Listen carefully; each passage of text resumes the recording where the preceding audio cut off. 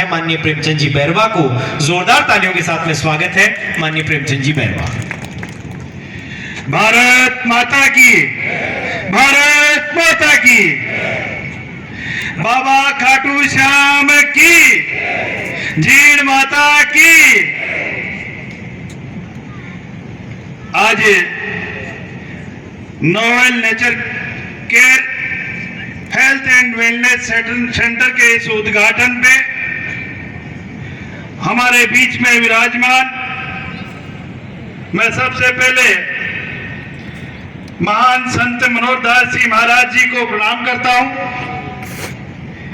मंच पर विराजमान हमारे राजस्थान सरकार में वरिष्ठ मंत्री सम्मान्य मदन दिलावर जी, जिन्होंने हमें अभी उनका मार्गदर्शन मिला और उन्होंने किस तरह से पर्यावरण को बचाना और गौमाता से जिस तरह से दूर हो रहे हैं उनको अपनाना, इन बातों के बारे में बताया। निश्चित रूप से आपके संकल्प स्वदेशी अपनाना, ये संकल्प आपने दिलाया। ऐसे हमारे यशस्वी शिक्षा मंत्री जी हमारे बीच में ही विराजमान, बहुत ही वरिष्ठ और जिनके मार्गदर्शन में हमें भी बहुत इनके अनुभवों का लाभ मिला। ऐसे हमारे जयपुर ग्रामीण के सांसद सम्मान्य राजेंद्र सिंह जी राव साहब, श्रीमती रमा देवी चोपड़ा जी जिला प्रमुख जयपुर, और श्री राजकुमार जी रेणवा पूर्व मंत्री, और मुझे भी इनके साथ विधायक रहने का मौका मिला। श्री रतन जी जलधारी जी माननीय वरिष्ठ नेता, आपके साथ भी रहने का मुझे विधानसभा में मौका मिला। और हमारे मेरे भाई सम्मान्य निर्मल कुमावत जी, जो मेरे पड़ोसी भी है और मेरे मित्र भी है, ऐसे पूर्व विधायक सम्मान्य निर्मल कुमावत जी, श्री हरिराम जी रिणवा साहब, जो हमारे राजस्थान किसान मोर्चा के प्रदेश अध्यक्ष रहे और आज भी राजनीति में हर जगह भारतीय जनता पार्टी के हर कार्यकर्ता का मनोबल बढ़ाने का काम कर रहे हैं। श्री कमलेश जी शास्त्री, श्री पवन पुजारी जी और प्रोफेसर गोविंद साई शुक्ला जी कुलगुरु आयुर्वेद विश्वविद्यालय जोधपुर, मैं आपको भी बहुत बहुत बधाई और शुभकामनाएं देना चाहूंगा, क्योंकि आपको अभी अभी कुलगुरु बनाया गया है। इसके लिए मैं आपको बहुत बहुत बधाई और शुभकामनाएं। श्री राम निवास जी नोवाल, RN नोवाल फाउंडेशन के अध्यक्ष, श्री विष्णु नोवाल जी संयोजक, श्री अंकित नोवाल जी सचिव और डॉक्टर राकेश शर्मा जी संस्था के मुख्य चिकित्सा अधिकारी, और समस्त नोवाल परिवार को और इनके स्टाफ को मैं बहुत बहुत इस गदड़ी के आदरणीय नागरिक बंधुओं और भाइयों बहनों सभी को बहुत बहुत बधाई और शुभकामनाएं देना चाहूंगा। आज इस novel nature care health and wellness centre के उद्घाटन समारोह में उपस्थित होकर मैं अपने आप को गर्वान्वित महसूस कर रहा हूं और मुझे प्रसन्नता भी है। बंधुओं, आयुर्वेद, योग और प्राकृतिक चिकित्सा पूरे विश्व की पूरी मानवता को भारत की एक अनंत देन है। आयुर्वेद चिकित्सा विज्ञान ही नहीं बल्कि एक जीवन विज्ञान है और जीवन जीने की कला, जो हमें प्रकृति के साथ तालमेल बिठाकर स्वस्थ रखने के लिए जीना सिखाती है। बंधुओं, में एक छोटे से गांव में पैदा हुआ और बचपन से ही प्रकृति के नजदीक भी रहा हूं। मैंने बचपन में देखा है कि गांव में जीने वाले हम लोग प्रकृति के साथ जीते हैं। सुबह जब सूरज उगने से पहले उठ जाना, नीम की टहनी से दातुन करना और सुबह ठंडी और ताजी हवा में खेलना कूदना, कुएं पर ताजा पानी से नहाना और पैदल स्कूल ही जाना। अक्सर तो नंगे पैर ही स्कूल जाते थे। घर की चक्की में पिसा हुआ ताजा आटा की रोटियां खाते थे। गाय का दूध, दही और छाछ पीते थे। खेत से तोड़कर लाई हुई ताजा सब्जियां माँ के द्वारा प्यार से पकाया हुआ वो स्वादिष्ट भोजन, और रेत में खेलना कूदना, कभी भी पेड़ पर चढ़ना तो कभी तालाब में तैरना तो कभी नदी में स्नान करना। हम धन्य हैं, हमने ऐसे देश की ऐसी संस्कृति में जन्म लिया है। हमें इसे धरती माता की पूजा करना सिखाया, सूरज चंद्रमा पेड़ पौधे वनस्पति और नदियों की पूजा करना सिखाती है। हमारे यहाँ तो सूर्य को, चंद्रमा को, पृथ्वी को और अग्नि को, वायु जल को देवता मानकर इसकी पूजा करते हैं। हमारी संस्कृति में हमें पशु पक्षियों को पूजा करना सिखाती है, प्रकृति की पूजा करना सिखाती है।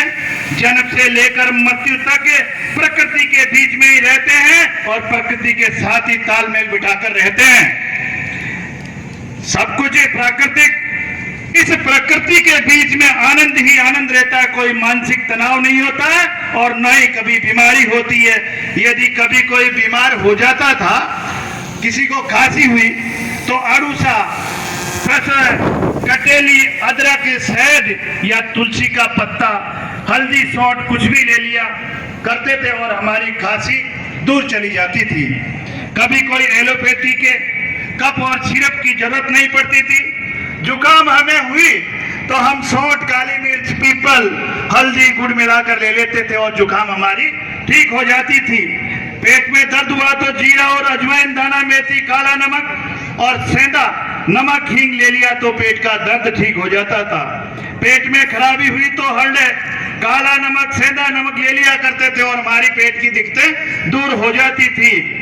लेकिन आज हमारा जब सभी महिलाएं और सभी बेटे हैं, हमारा जब बच्चा आज पेट में है, जब इसे हम इंजेक्शन लगाते रहते हैं और पहले एक गुट्टी देते थे और आज उसका शरीर हम इस तरह का सेंसिटिव बना दिया कि जब वो 5 साल का होता रहेगा, जब तक इंजेक्शन चलते रहेंगे और उसको एसी की हवा में रखेंगे तो उसका शरीर सेंसिटिव हो जाता है, उसकी प्रतिरोधक क्षमता कमजोर होती है। उसको कभी धूल और मिट्टी में नहीं ले जाते, उसको धूप में नहीं ले जाते। तो ये हमारे लिए, हमारी प्रकृति से हम अलग जा रहे हैं। इसलिए मेरा मानना है कि हम इस प्रकृति के पास रहकर और इस तरह की चीजों से हम दूर रहें।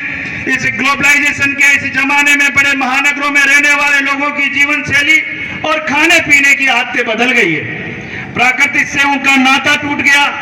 बंद कमरों में एसी में की हवा में रहते हैं। सबके पास मोटरसाइकिल और कार जैसी सुविधाएं हो गई है, पैदल चलने की जरूरत नहीं पड़ती है। घर में सोफा, डबल बेड हमेशा तैयार रहता है। जैसे ही वो घर में आते हैं और आराम से उस सोफे पे बैठ जाते हैं या फिर वो उस पे लेट जाते हैं। रात को जब घर आते हैं तो पहले मोबाइल पर लग जाते हैं या फिर टीवी देखने लग जाते हैं। कब रात को 12 बज गए कोई पता ही नहीं चलता, और जब सुबह होती है तो सुबह का पता ही नहीं चलता क्या कब 12 बज गए।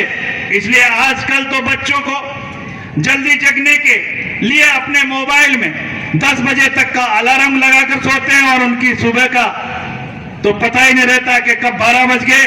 युवा पीढ़ी का खान पीन का तरीका बदल गया है। हमारी परंपराओं, भोजन को तो आज की युवा पीढ़ी ने छोड़ ही दिया। फास्ट फूड, पिज्जा, बर्गर, अभी हमारे माननीय मंत्री महोदय कह रहे थे पिज्जा, बर्गर, कोल्ड ड्रिंक, इनका प्रचलन बहुत बढ़ गया और शारीरिक व्यायाम का प्रचलन, इन कारणों, इन सब के कारण हमें गंभीर हमारे इस स्वास्थ्य पे फर्क पड़ रहा, प्रभाव पड़ रहा है। और इस बढ़ते प्रभाव से diabetes, hypertension, high disease, kidney failure, cancer, asthma जैसी बीमारियां बढ़ती जा रही है। यह समस्या अब केवल शहरों तक ही सीमित नहीं है, ये गांवों के युवाओं की भी दिनचर्या को बदल दी गई है और उनका खान पान भी बदल दिया गया है। हमारी परंपरागत जीवन शैली और खान पान से युवा दूर होते जा रहे हैं। बंधुओं, आप सब जानते हैं कि वर्तमान युग की लाइफ स्टाइल से होने वाली गंभीर स्वास्थ्य समस्याओं के अगर बचाव किसी भी चीज से हो सकता है तो वो मात्र ये एक प्राकृतिक चिकित्सा योग और आयुर्वेद में ही बताई गई है। दिनचर्या, ऋतुचर्या और खान पान को अपनाने से ही हो सकता है। और माननीय यशस्वी प्रधानमंत्री नरेंद्र मोदी जी ने आयुर्विज्ञान, आयुर्वेद और योग प्राकृतिक चिकित्सा को हमारे देश की विरासत है, इसकी खूबियों को पहचाना और हमारे उसको पूरे विश्व के सामने दृढ़ता से रखा है। आज माननीय मोदी जी के प्रयासों से आयुर्वेद और योग को पूरी दुनिया में पहचान दिलाई है। पूरी दुनिया आज योग और आयुर्वेद को अपनाने लगी है। मोदी जी का वोकल फॉर लोकल का ये नारा एक नारा या उद्भव नहीं है, बल्कि स्वदेशी को अपनाना का ये एक बहुत बड़ा संदेश है देश की जनता के लिए और सरकार के लिए ये संकल्प है। मित्रों, आप सब जानते हैं कि केंद्र के में माननीय नरेंद्र मोदी जी और प्रदेश के यशस्वी मुख्यमंत्री भजन लाल जी शर्मा जी के नेतृत्व में डबल इंजन की सरकार ने आयुर्वेद, योग और प्राकृतिक चिकित्सा को जन जन तक पहुंचाने के लिए, जन जन के स्वास्थ्य को उत्तम बनाने के लिए सतत प्रयत्नशील है। हमारे लिए यह गर्व की बात है कि हमारा राजस्थान प्रदेश आयुर्वेद, योग और प्राकृतिक चिकित्सा के क्षेत्र में देश में अग्रणीय है। हमारी सरकार द्वारा योग एवं प्राकृतिक चिकित्सा के क्षेत्र में इसकी शिक्षा के लिए महत्वपूर्ण काम किए जा रहे हैं। मैं राज्य सरकार वर्ष 2024 और 25 के बजट में आयुष्मान आरोग्य ग्राम योजना को लेकर आई। इस योजना के तहत प्रारंभिक रूप से 110 गांवों को चयनित किया और उन गांवों में हम स्वस्थ जीवन शैली के बारे में जागरूकता पैदा करना और उन गांवों को पूरे स्वस्थ ग्राम बनाए जाने, ऐसी चयनित गांवों को हम इस बार प्रोत्साहन के लिए 11 लाख रुपए दिए जाएंगे, जो गांव बिल्कुल स्वस्थ होगा। 11वें अंतर्राष्ट्रीय योग दिवस पर 21 जून 2025 को एक पृथ्वी एक स्वास्थ्य के लिए योग थीम के साथ धार्मिक एवं पर्यटन स्थलों तक, जिला, ब्लॉक और ग्राम पंचायतों तक 1 लाख और 69,000 स्थानों पर आयोजित किया गया।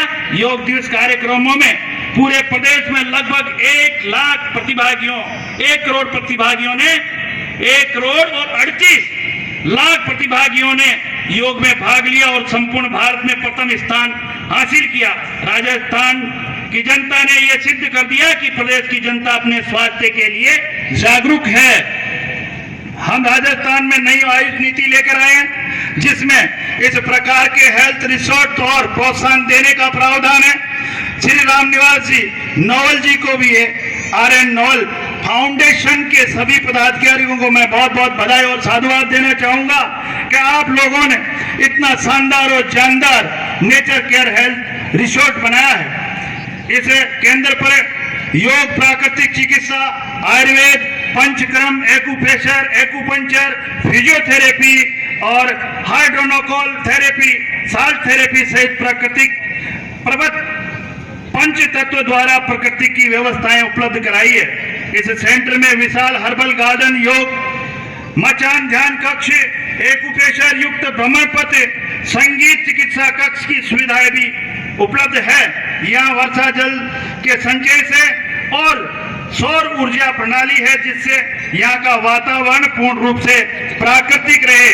यहाँ पर जैविक अनाज की सब्जियां, फलों द्वारा स्वास्थ्य वर्धक आहार का निर्माण किया गया है। ये सभी प्रकार की आधुनिक सुख सुविधा युक्त अलग से एक हाइड्रोथेरेपिक जोन है।